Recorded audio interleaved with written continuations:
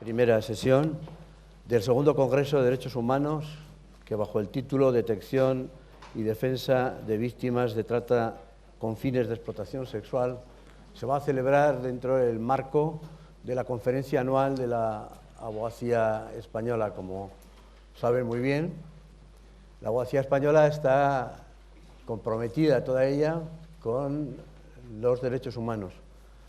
Su conferencia anual se celebra en consecuencia el día más cercano, el día 10 de diciembre, que en este año además significa nada menos que el 67 aniversario de la Declaración de los Derechos del Hombre. Por desgracia, falta mucho por cumplir y lo que mejor podemos hacer, creo, los abogados, es reunir a los mejores juristas para intentar que esa lacra que tenemos los humanos de incidir en defectos que ya podemos llamar como queramos, pero que en definitiva son posturas a erradicar. Nada mejor, decía, que invitar a los mejores juristas y a nuestros mejores amigos también, ¿por qué no? Sin más prolegómenos, porque lo que es el Congreso, el tratamiento del Congreso comenzará puntualmente a las 10:30. Doy la palabra a don Fernando Grande Marlasca y le agradezco a él personalmente el esfuerzo de acompañarnos esta mañana y al Consejo General del Poder Judicial que, como en tantas ocasiones, pues colabore con la abogacía en la celebración de eventos importantes. Fernando, cuando quieras. Muchas gracias. Y para mí, más que agradecerme, es un auténtico privilegio poder estar en la inauguración de este Congreso de Derechos Humanos, en este Congreso que dirige el Colegio General de la Abogacía, que dirige la Fundación de la Abogacía, siempre preocupada por un tema absolutamente relevante, ¿no?, que nos define a toda la sociedad, nos puede definir realmente la importancia y el tratamiento que damos a cuestiones como las presentes. En este caso hace referencia a la trata de seres humanos, pero fundamentalmente y focalizado en las mujeres y focalizado también en un elemento de esa trata, ¿no?, de ese sometimiento a la esclavitud, digámoslo, del ser humano, y por una razón concreta, la explotación sexual. Y esto realmente no es baladí. Y yo creo que no es baladí porque, siguiendo distintos estudios de todas las organizaciones internacionales, de la Oficina de Naciones Unidas contra la droga y el delito, de la OSCE, la Organización para la Seguridad y la Cooperación en Europa, etcétera, se observa que en materia de trata de seres humanos, evidentemente también aquí el género no es neutral. ¿En qué sentido quiero decir que no es neutral? Están sometidas fundamentalmente las mujeres, mucho más que los hombres, a este sometimiento y a la esclavitud, ¿no?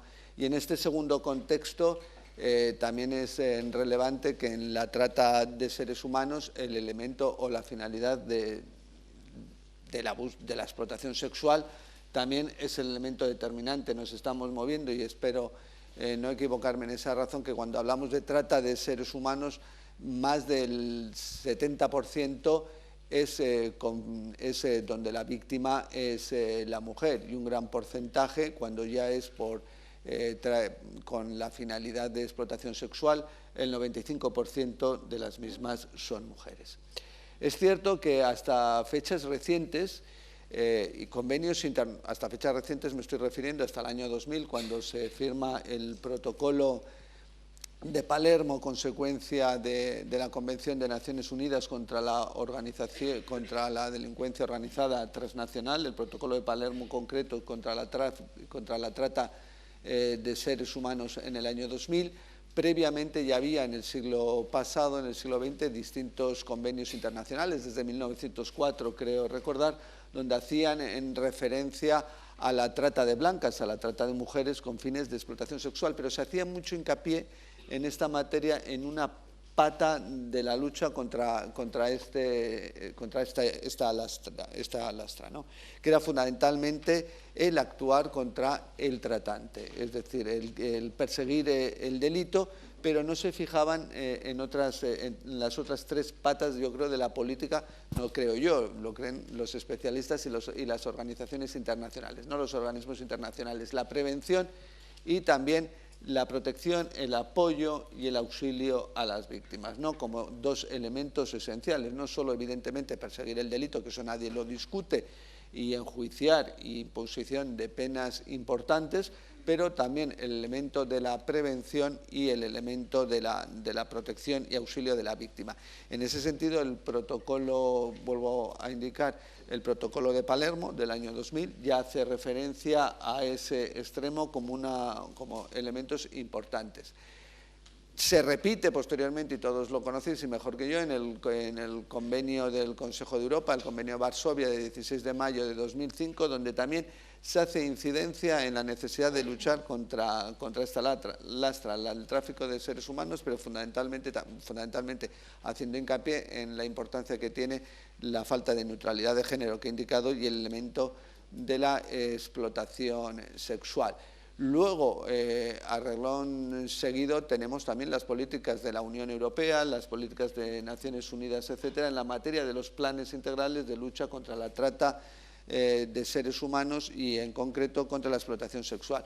Y, finalmente, tenemos un convenio que para mí es importante. Además, son los que nos marcan las líneas de actuación a nivel nacional e internacional, ¿no? Que es el convenio de Estambul de 2011, donde es contra todo tipo de violencia contra la mujer, no hace referencia a la violencia doméstica, pero a todo tipo de violencia. Muchas veces hablábamos que cuando comentábamos lo importante de la prevención, lo hablaba aquí recientemente cuando he entrado, la violencia de género, cuando se habla de la prevención, parece que estamos todos enfocados, que la violencia de género la limitamos única y exclusivamente en muchos contextos a lo que es en el ámbito familiar, en el ámbito personal, en el ámbito doméstico, ¿no? Mucha consecuencia de ello es que nuestra propia ley, la ley integral contra la violencia de género, la violencia doméstica, la ley 1/2004, que evidentemente es un paradigma, es decir, es un paradigma en el sentido de que todos los organismos internacionales, incluso la ONU, la establece y la pondera como un elemento normativo a ser evidentemente traspuesto a muchos países, a muchos ordenamientos jurídicos como una manera eficaz de luchar contra esa lacra, ¿no? La lacra de la violencia en el ámbito familiar. Pero quiero decir, la violencia de género es otra cosa y lo define, es otra cosa más amplia, por desgracia, y lo define bien también el convenio de Estambul, ¿no? Donde la violencia de género es todo hecho, toda violencia contra la mujer, evidentemente por el hecho de ser mujer, ¿no? Los roles, los mitos, ¿no? Los mitos creados en ese sentido y que vienen desde la antigua Grecia, ¿no? Y en ese sentido, por eso se habla y se refiere en todos estos convenios, instrumentos internacionales, de la necesidad y exigencia de la prevención. Y dentro de la explotación sexual, que lo hablaréis estos días, y he visto uno de los talleres, una de las ponencias, hace referencia a un elemento muy importante, la violencia, la trata con fines de explotación sexual, relacionado directamente con el tema de la prostitución, ¿no? Y la necesidad de sensibilizar en los países, vamos a llamar, occidentales del primer mundo respecto a lo que implican muchas de estas cuestiones y muchas participaciones indirectas, vamos a llamarlas indirectas por ser bondadosos, pero más directas tanto de muchos ciudadanos, de muchos elementos, instrumentos, incluso de los más media, ¿no? Y que no me sirva de crítica, pero todos sabemos a lo que me estoy refiriendo en ese sentido, como elementos que en cierta medida sustentan o subyacen un fenómeno tan importante como este. Y luego tenemos la importancia en la protección y el auxilio a la víctima, ¿no? La protección y el auxilio a la víctima cuando denuncia, cuando no denuncia, es decir, que la víctima sea protegida y auxiliada con independencia de lo que es el procedimiento judicial, es decir, si sigue para adelante, no sigue para adelante, si decide denunciar, si no decide denunciar, proteger y auxiliar a la víctima desde el primer momento para que tenga un periodo de reflexión sobre si va a denunciar, sobre si no va a denunciar, qué posibilidades tiene, qué acuerdos en materia, perdonad porque para no alargarme demasiado, ¿no? Y dejarlo para lo que habléis, en materia de extranjeras que no se encuentren regularizadas, que eso no sea ni mucho menos un impedimento en ningún sentido para tener el acceso a todos los medios necesarios y precisos, como una forma efectiva de dar cobertura y proteger, ¿no?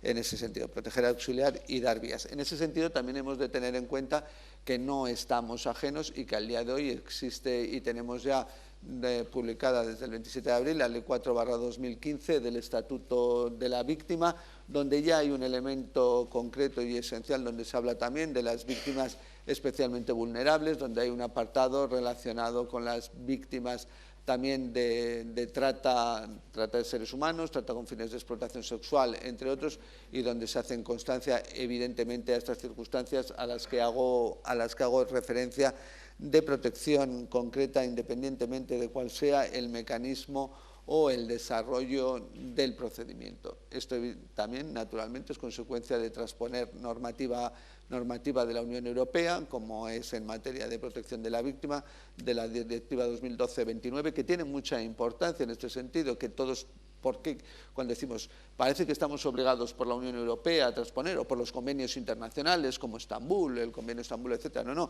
esto es importante porque esto quiere decir que hay una concienciación de los distintos países en esa materia. Homogeneizamos nuestros ordenamientos jurídicos y cuando homogeneizamos nuestros ordenamientos jurídicos la respuesta contra el fenómeno criminal es mucho más, por así decirlo, satisfactoria o que puede conseguir éxito. Primero porque nos damos cuenta de lo que es, reflexionamos en conjunto, etcétera. Y luego también lo que coadyuva y ayuda en toda esta materia, en esta delincuencia donde normalmente se caracteriza por la criminalidad organizada transnacional, la cooperación en los distintos países, porque existe esa mutua confianza cuando los países tienen los mismos parámetros en sus respectivos ordenamientos jurídicos. Pero a lo que digo, las tres patas fundamentales o el eje en la política que es, ¿no? La prevención, esencial, en los términos indicados, de sensibilización, sobre todo en las sociedades, por así decirlo, del primer mundo. Esto siempre lo pongo yo entre comillas, lo del primer mundo, pero que sí, en muchas ocasiones somos receptores, quiero decir, de las víctimas. En ese sentido, también hay que dejar claro que no necesariamente la trata de mujeres con fines de explotación sexual implica el traslado de fronteras de las víctimas. Puede ocurrir realmente de ciudadanas españolas aquí, etcétera. O sea, eso que quede muy claro y no es un fenómeno. Pero digo, en ese aspecto de la prevención. La protección de la víctima en ese sentido, que hemos dado la segunda política, la protección en cuanto a auxilio, darle cobertura necesaria y precisa desde el principio. Vuelvo a decir que se están dando pasos importantes. Y en tercer lugar, evidentemente, perseguir el delito, perseguir a los tratantes y dar una respuesta activa en materia de cooperación internacional. Y finalmente, que no lo he dicho, pero es lo primero, esto evidentemente es una cuestión de derechos humanos, es una cuestión de dignidad. Por eso mismo es importante que en uno de estos congresos de derechos humanos, como elabora y realiza el Colegio General de la Abogacía y su fundación, implican no solo una sensibilidad, sino que tocan, yo creo, o ponen el dedo en un elemento esencial. Hablar de derechos humanos, hablar de dignidad humana es algo, yo creo, importante, algo que, como siempre decimos, pero es verdad, sobre lo que no podemos bajar la guardia, y si hay que sacar los colores a distinta gente en la materia de sensibilización, pues habrá que sacar los colores, y si hay que sacar los colores también a la justicia en materia que no hacemos lo suficiente, pues también se nos tendrán que sacar los colores como un acicate para que promovamos fundamentalmente lo que es también nuestra formación, nuestra sensibilización, para que cuando vengan las víctimas, cuando vengan un fenómeno de estos, sepamos actuar de conformidad a las exigencias. Muchas gracias. Muchísimas gracias, Fernando. Ahora es el turno de Soledad Becerril, la defensora del pueblo que siempre responde a nuestra llamada, y te lo agradezco doblemente en esta ocasión. Muchas gracias. Muy buenos días, señoras y señores. El señor Grande Marlaska y don Carlos Carnicer, presidente del Consejo General de la Abogacía. Les agradezco la invitación.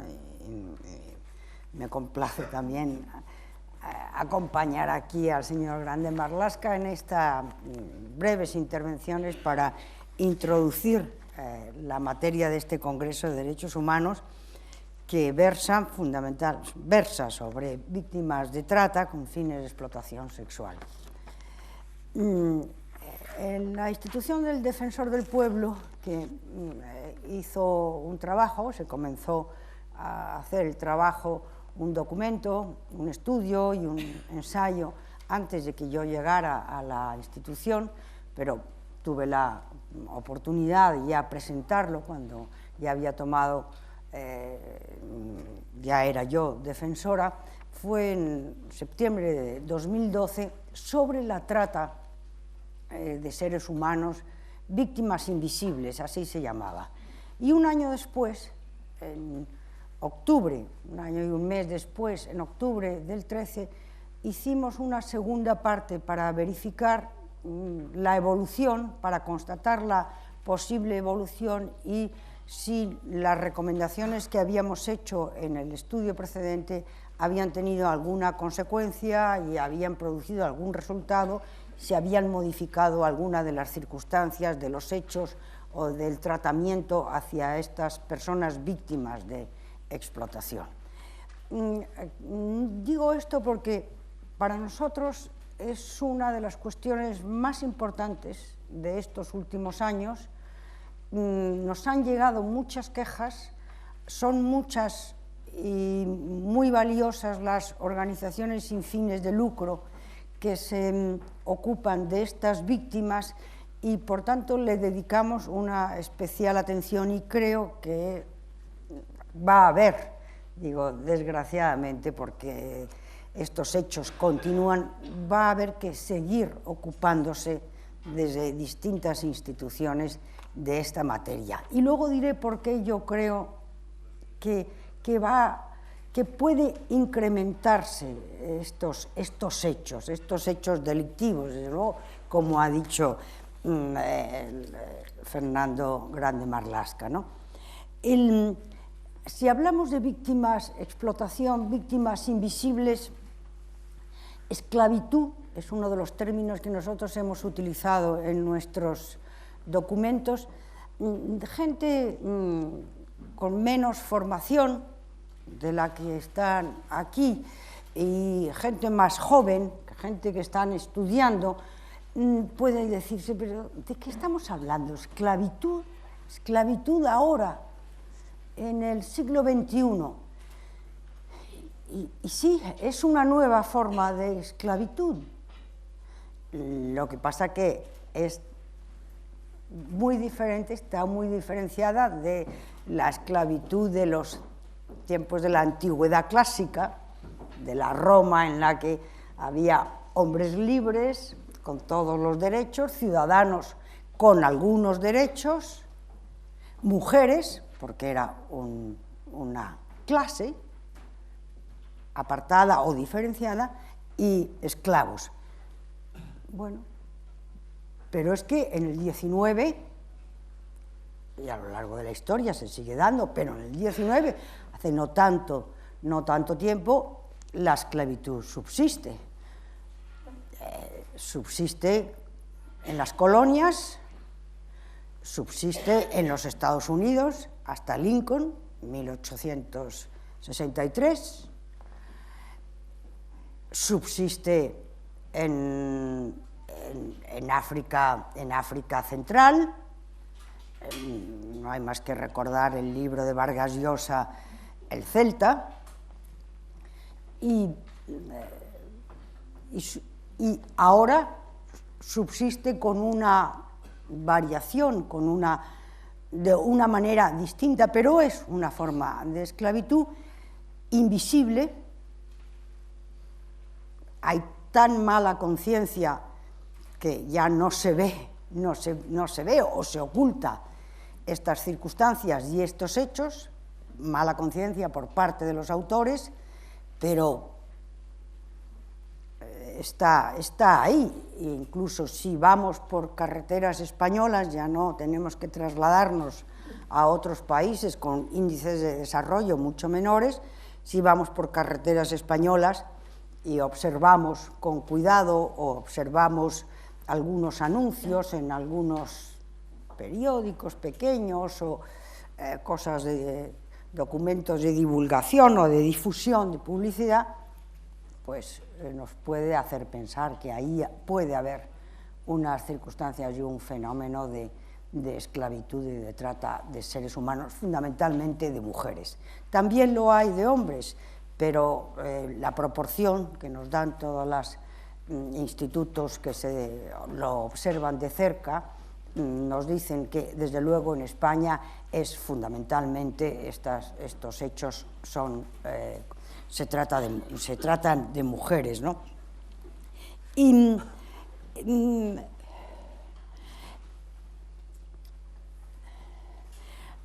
las dos vertientes, también Fernando Grande Marlaska se ha referido a ellos, las dos vertientes fundamentales son la vertiente, los aspectos delictivos, el delito, de lo que ustedes seguro que conocen bien y saben bien, y la parte humanitaria, la parte de atención a las víctimas. Yo creo que es la primera, el delito, las consecuencias del delito, el enjuiciamiento del delito, las consecuencias, yo creo que está suficientemente regulado, tratado, discutido. A mí me parece que nuestra legislación se adapta al momento, a las circunstancias. No sé si en el trato hacia las víctimas somos tan cuidadosos como debiéramos, tan intuitivos y tan expertos y tan especialistas. Por eso esta reunión, este congreso entre personas que conocen estas materias y que tienen interés en ampliar su formación, sus conocimientos, me parece muy interesante. Porque las víctimas, si ustedes han hablado ya con alguna, han tenido ocasión, o con posibles víctimas, son unas personas muy silenciosas, muy calladas. Es difícil obtener una información clara por parte de ellas. Nosotros en el Defensor tratamos a personas víctimas a través de organizaciones sin ánimo de lucro, a través de algunas entidades que se ocupan de los aspectos humanos, humanitarios. Pero es muy difícil obtener una información. Es muy difícil saber si están diciendo toda la verdad o parte de la verdad. ¿Por qué? Pues ya lo entienden ustedes, pues porque tienen mucho miedo, como tendríamos cualquiera. Tienen miedo a una información que les pueda perjudicar más todavía, a una información que pueda perjudicar a su familia que se quedó allí, a los hijos que se quedaron allí, y porque además está en un trance que psiquiatras y psicólogos pues diagnosticarían con relativa sencillez traumática. No quieren hablar, no quieren ni volver mentalmente a revivir las circunstancias por las que están aquí y por las que están en ese centro o en esa situación, ¿no? Entonces, es un campo donde hay que, aparte de conocerse muy bien la legislación, etcétera, por supuesto, pero donde hay que pisar con mucho cuidado y lograr establecer con las personas víctimas o posibles víctimas una confianza, o con aquellas organizaciones que las atienden, porque hablando de organizaciones sí las hay, y muy expertas y muy buenas en su trabajo y en su atención humanitaria.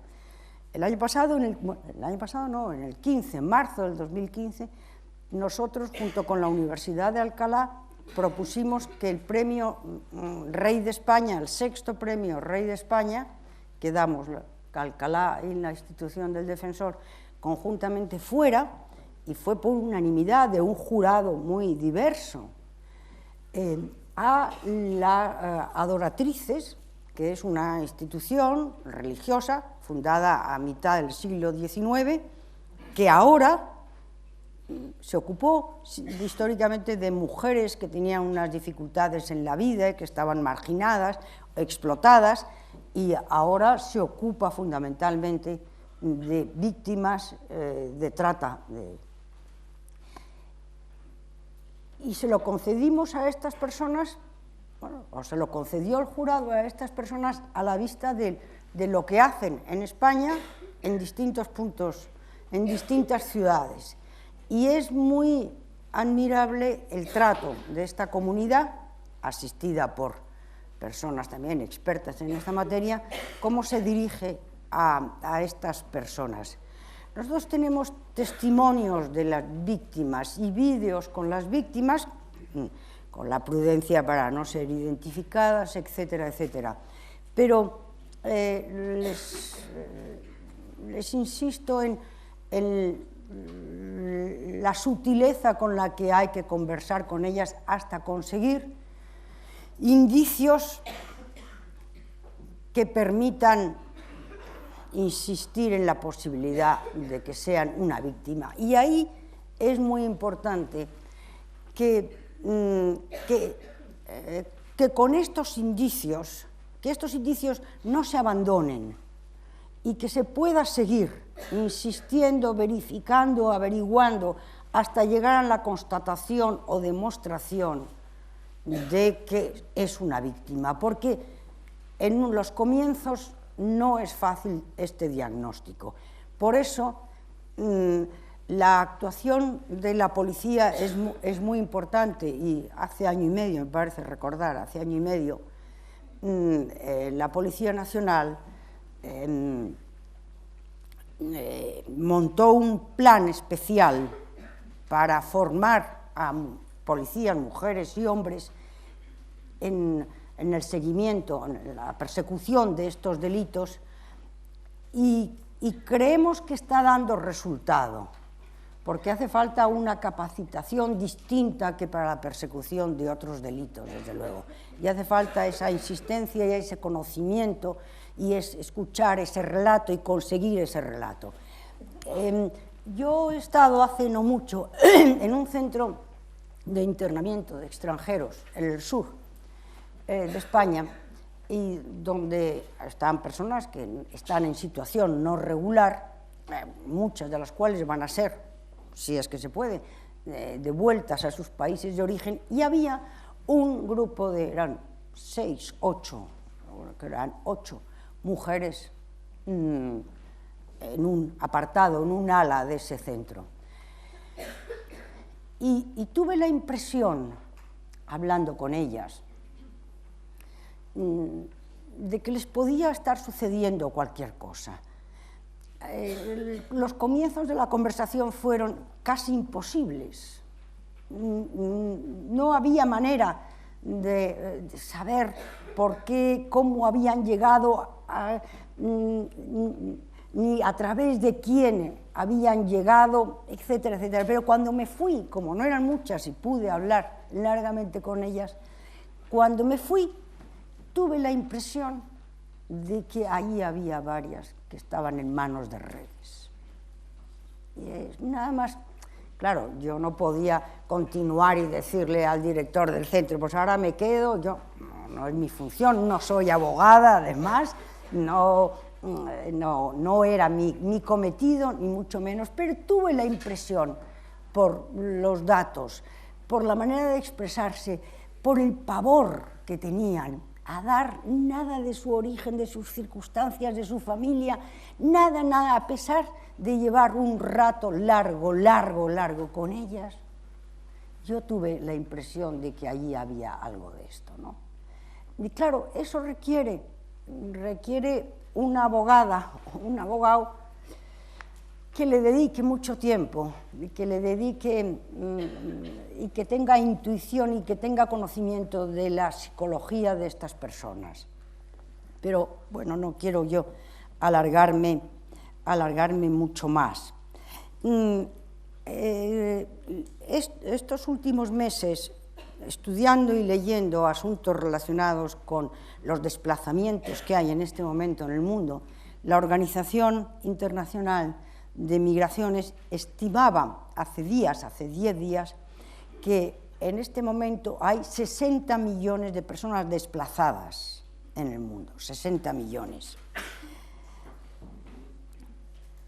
Procedentes fundamentalmente de Siria, Eritrea, Afganistán, Sudán, Mali, Senegal. ¿Cuántas personas entre esos 60 millones de desplazados, cuántas personas, cuántas mujeres no habrá desplazadas, pero por estos motivos? Y con estos instrumentos, es decir, con redes que les facilitan la salida, huyendo del lugar de origen, de la guerra, de la persecución, del hambre. ¿Cuántas no habrá? Si visitamos un campo de refugiados, de los que hay en Jordania, hay 4, hay 1.400.000 refugiados en Jordania en este momento. Una se pregunta, entre todas estas mujeres que han llegado aquí sin unas con hijos, otras no, las que tienen hijos tienen 4, 5, 6 hijos, ¿cuántas habrán llegado a través de redes de esta naturaleza de la que estamos hablando, ¿no? Para escapar del horror. Por tanto, la guerra, el hambre, la persecución religiosa, yo creo que son razones y motivos que van ahora que están y van en los próximos tiempos a incrementar el número de mujeres víctimas de trata de seres humanos. Por redes enormemente sofisticadas, enormemente conocedoras de las circunstancias. Estando hace poco en un centro, en Dos Hermanas, en un centro de la Cruz Roja, estábamos con un grupo de mujeres y las personas de la Cruz Roja que se ocupaban de ellas, y éramos muy pocas personas, y sonó el teléfono de una chica que estaba a mi derecha, y al cabo de un rato sonó el teléfono de la que estaba a la izquierda. Y ante la segunda llamada, yo le dije, poco discretamente, a la que estaba a mi izquierda, ¿puedo mirar su teléfono? ¿Me permite mirar el teléfono? Y me lo pasó. Y vi la red, ¿no? Se veía claramente las redes desde donde llamaban. Y, bueno, la policía lo sabe, etcétera, etcétera, ¿no? Pero es que a los 2 días esa chica desaparece del centro.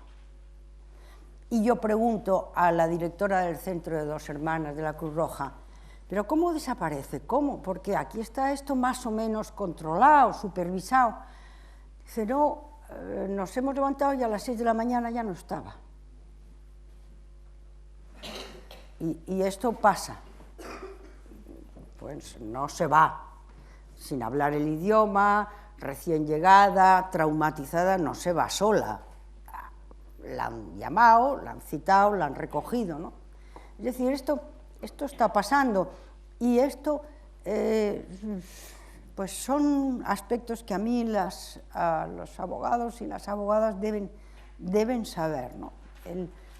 Esta aproximación humana lograr que cuenten algo para que luego se pueda iniciar un procedimiento, y para que tengan un periodo de reflexión suficiente, porque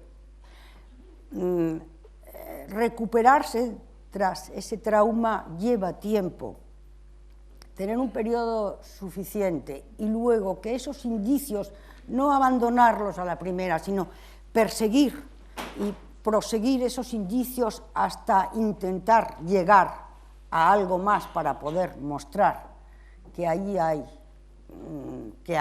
un hecho delictivo, a mí me parece que es muy importante, que será seguramente parte de su trabajo y parte de su dedicación y parte de su vocación, porque todo esto exige desde luego una vocación. Y ya les digo, mi experiencia y lo que yo veo en este momento en centros de internamiento y en centros de campos de refugiados, me hace pensar que esto va a aumentar, porque de Siria hay que marcharse.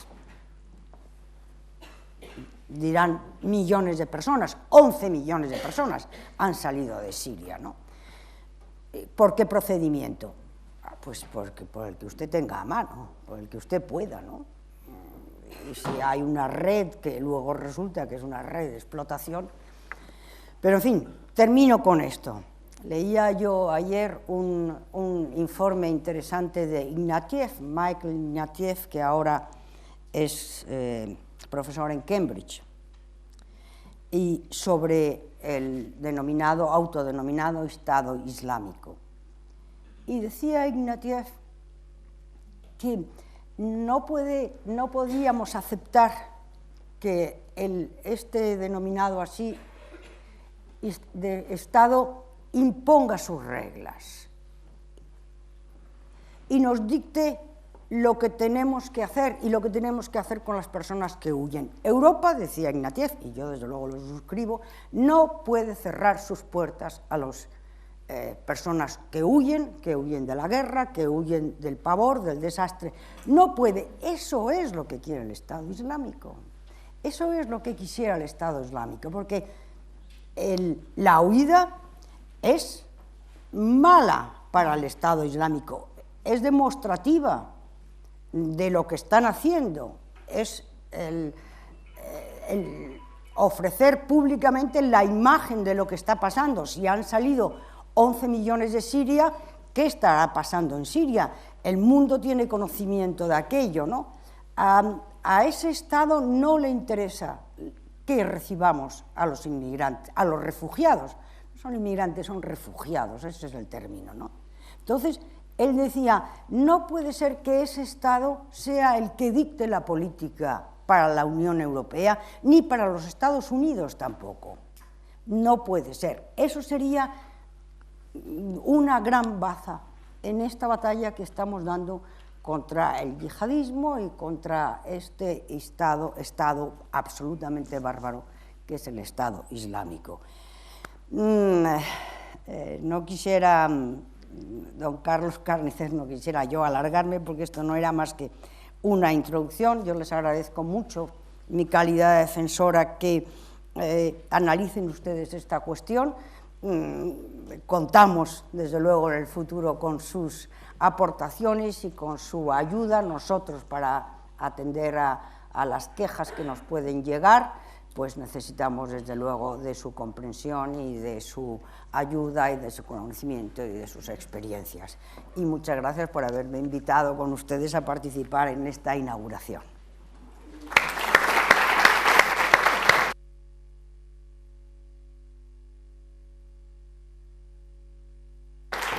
Gracias, defensora, muchísimas gracias. Te voy a dar una alegría. Mañana se entregarán los premios de Derechos Humanos, coincidiendo con el día 10 mañana, y uno de los premiados son las adoratrices de Almería. Le hemos hecho un reconocimiento a esa furgoneta que va recorriendo los pubs para dar café, para las chicas dotarlas de bebidas y comidas que normalmente no suelen ser tan sanas como las que toman. Y me ha impresionado que hablases de algo que pocas veces los juristas hablamos de ello, y menos los abogados, y que es un tema crucial. No voy a emplear más que 2 minutos porque lo importante es recuperar el ritmo de la conferencia. Has hablado de las víctimas silenciosas. Efectivamente, ese es el gran problema y esa es la gran tragedia de quienes están sumidos en alguna actividad de tipo delictivo que resulta socialmente rechazable, pero que evidentemente no llega a los estándares delictivos que solemos tener.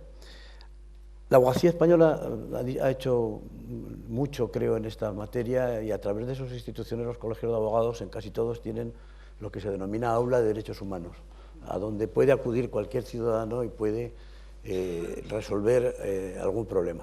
Hay que tener en cuenta que nuestra gran dificultad cuando llega al despacho pues una chica objeto de violencia de sexo es que nosotros nos obliga el secreto profesional. Lo único que podemos hacer, lo único no, que es muy grande y es muy provechoso, es asesorarle, es informarle ad nauseam y rogarle que vuelva a pasar por el despacho, que probablemente tengamos más recursos que poner a su alcance.